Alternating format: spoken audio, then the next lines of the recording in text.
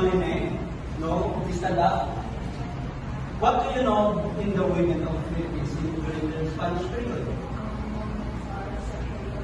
Correct. Just like how Maria Clara was sexually managed by Padre.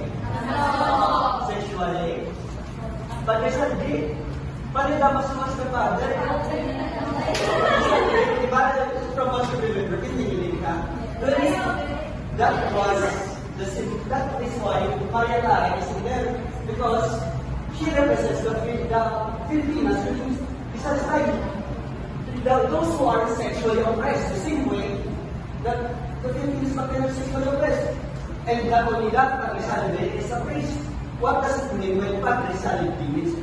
It's a priest, meaning that the priests back then are using religion in order to look at the sexual ladies. No? They are trying to use religion in order to fuck women. Okay, what else? Okay, Arab. What do you see? Okay, ako ito. Letter. Yes, it is a letter, as you can see. There is no specific symbolism given, but we could assume that it is about how writing can change the Philippines, the same way that Rizal changed the Philippines through his writing. Okay, let's continue now because we're wasting too much time about the symbols. So here are all of this. Now I don't know, this is supposed to be a word. This represents the enlightenment of the Filipinos. It tells us that we need to be enlightened in order for us to revolutionize and be an independent country against the colonizers, which is Spain. This is, of course, the Hungarian fleet of the Magyars, representing that despite their vests that are very, attractive, using the vests in of what is being worn by the priest.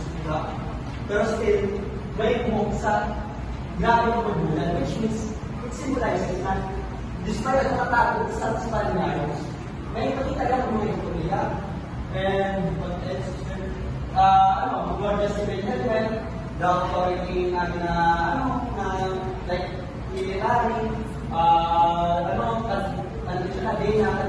we are enslaved by the Spaniards. Okay, Islamic, prosperity sa the son of prosperous landowner, Rizal was educated in Manila at the University of Madrid. Okay, IB at IB.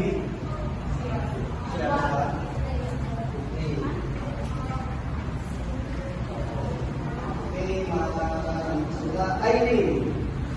Okay, read the first bullet point then. Don't know the first one. No, the son.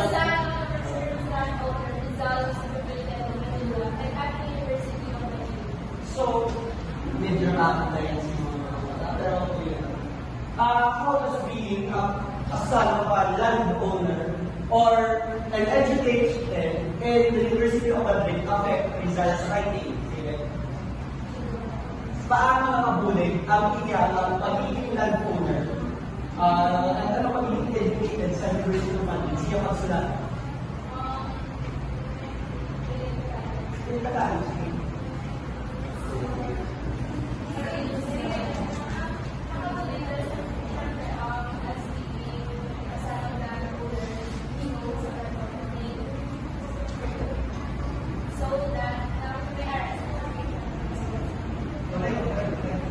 About sa university sa Madrid, okay, so yung Madrid is not the Philippines, it is in Europe. Okay,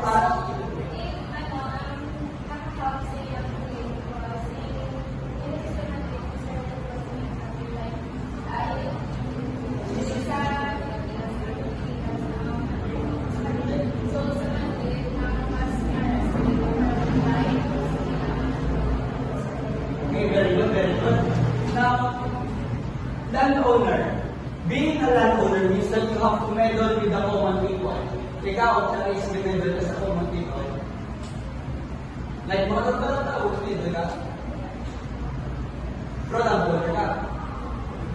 Kaya bilang isa ka, common people, paano mo mabal yung mga storya-storya sa palibot? Chismis, di ba?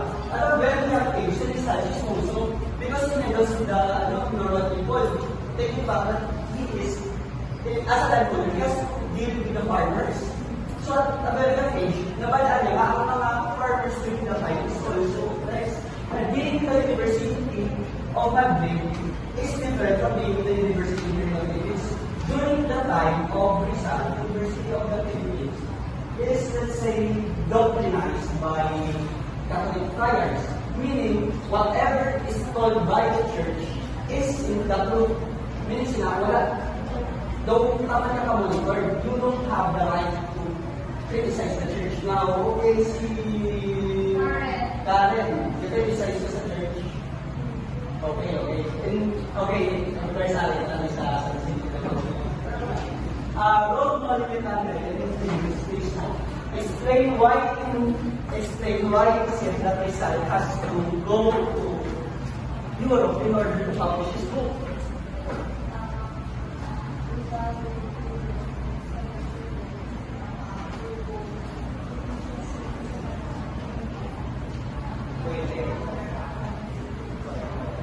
Pero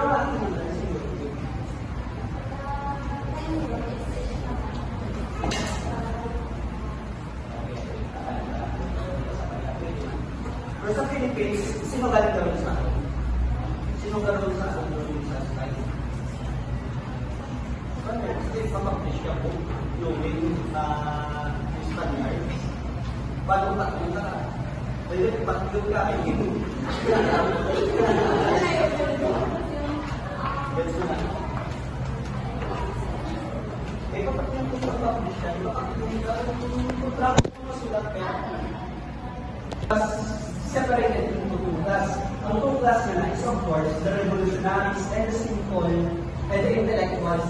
The revolutionaries became the KKK, which is led by Bonifacio. Those are the ones that fought for our Philippine independence. Kaya ang mga nila mga tayo, are you familiar with the KKK? Now, the other one is the intellectuals. The intellectuals are the ones that are writing and making essays in order for the Filipino people to be more knowledgeable and to spark in their hearts the value of our country.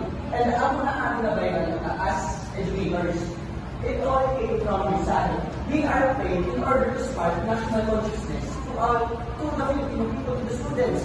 As we know, look at our society right now. Yes, we are not oppressed by the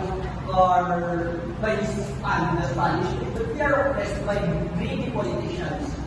And because of that, the only way that we could fight it is, of course, with the teachers could actually make the students more knowledgeable and instill in them critical thinking. And they would be able to know that they are being fooled by these corrupt politicians. Yes, nga? Okay,